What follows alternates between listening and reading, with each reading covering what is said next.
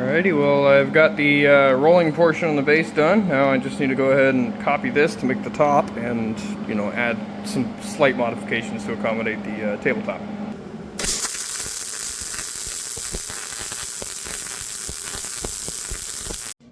Now I do think there's a certain point in like collecting and learning knowledge and tools that you get to where you're like able to build your own tools to fit a specific need, or even just to fit a need that already exists. You just don't want to go out and buy it. And then life is just kind of like Minecraft. You just build things to do stuff.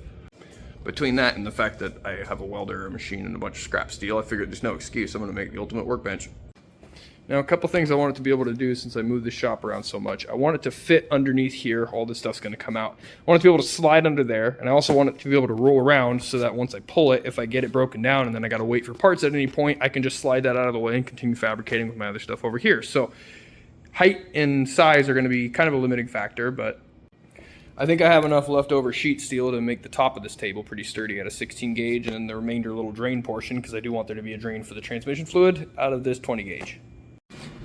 Now this is going to be the same basic procedure for any sort of rolling workbench you want to carry, but to make this as simple as possible, I went ahead and got these casters beforehand so I know exactly what they're going to be.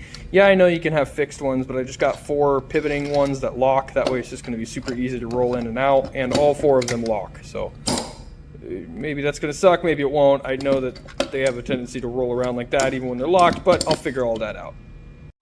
So the first thing I'm essentially going to do is be building a creeper. I'm just going to build the frame that's going to be the base of it, which is going to be the final size. Then I'm going to weld those casters to it so that I know where that's going to sit. Then I'm just going to build everything off from that. Then I'm just going to build everything up from there. I'm going to go ahead and make the top separate, and then I guess just figure out where that's going to sit and then make the legs to cover the difference. You could do the math here, but I'm still not 100% sure what dimensions I want it. The only thing I know for sure is that I want it to roll, and I know the square footprint. I just don't know the height yet, I guess. So I know the dimensions, just not quite everything else. So that's what I'm going to do, is I'm just going to build that little rolling base, and then I'm going to build everything up from there.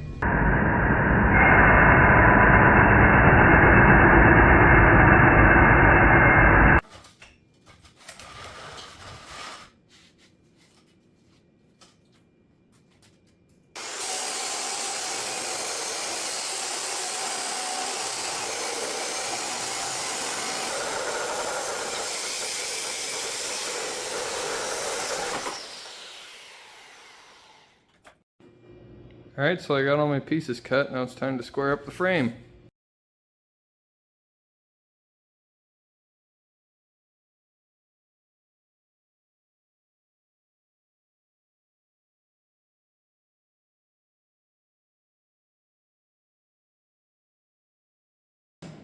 Alright, so I got the 4 casters on there. They claim that they can hold 175 pounds, which would be more than enough for the transmission on 4 of these, but I'm concerned that maybe this is too long of a span and that this might start to sag over time. So I might add a 3rd wheel, or possibly just try to brace the frame in such a way that it disperses the weight a little better. I don't know, we'll see. But for now, I'm just going to sit it down and step on it and see what it looks like.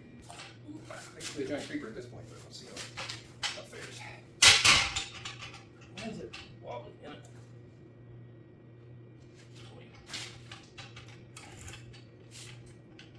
Oh, my garage floor just isn't level. Okay, that's fine. Let me, yeah, so if this is flat, it's just my floor's funky. Diagonally. Oh, it's because it's picking up a bunch of shit. Oh man, these are soft. Oh, that's good.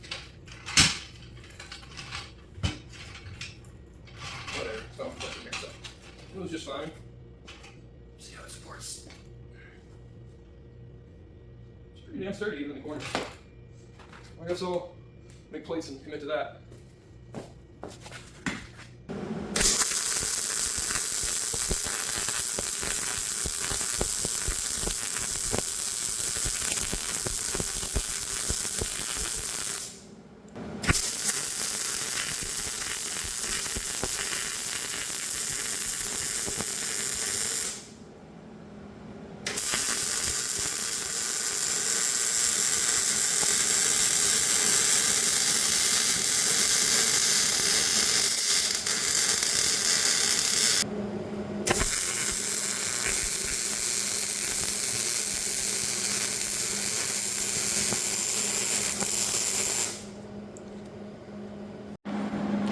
Alrighty, well I've got the rolling portion on the base done. Now I just need to go ahead and copy this to make the top and, you know, add some slight modifications to accommodate the tabletop. And then once that's made, I'm going to measure everything from the floor up to where I want it to sit, and then figure out, split the difference and cut the uprights, I guess.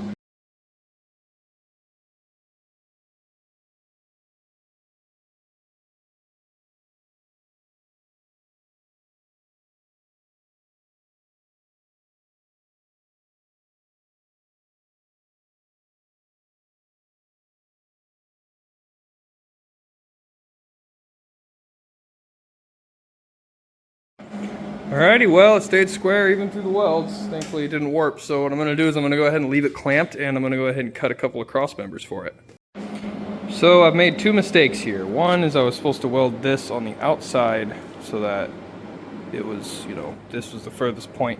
So now it's shorter than it was supposed to be, but it's also wider than it was supposed to be. And the second mistake was I thought that that was 4 feet wide. That piece is 16 gauge, but it's only 3 feet wide. So I'm going to make the center with the 16 gauge and then use 20 gauge on the sides to kind of have a roll off for the fluid to drain. And since most of the weight's going to be in the center anyways, that should be okay.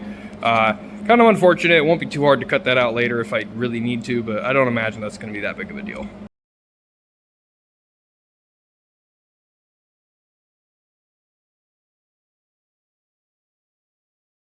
Just to give you guys a rundown, I didn't weld the top of any of these because I didn't want that to interfere with everything sitting flush. I got these tubes, these cross members, they're centered right about where that plate ends, so that way it's going to have room for that to tack to, and then it's going to have room for that 20 gauge to sit, covering this little span here, which is not that big, so I'm not really that worried about the weakness there. I might throw in the cross member here just to be super safe, but for now I think it's just going to work just fine. But before I put the skin on top of it, I'm going to make the legs, which are going to be 32.5 inches long. I need to make 4 of them real fast. It's kind of cool how stuff just, you know, happens instantly.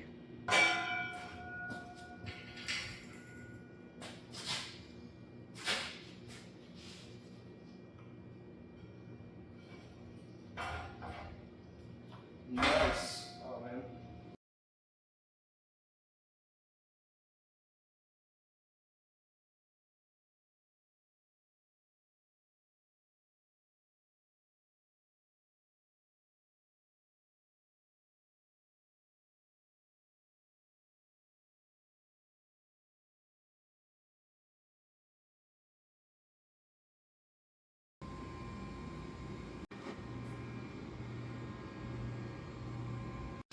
Now this is totally unintentional. I was going to put a piece of 20 gauge here, but it happens to perfectly fit these little parts bins, and considering this is specifically for rebuilding and small part stuff, I think that's perfect. I'm going to go ahead and leave it like that. I'm also going to go ahead and leave the video here.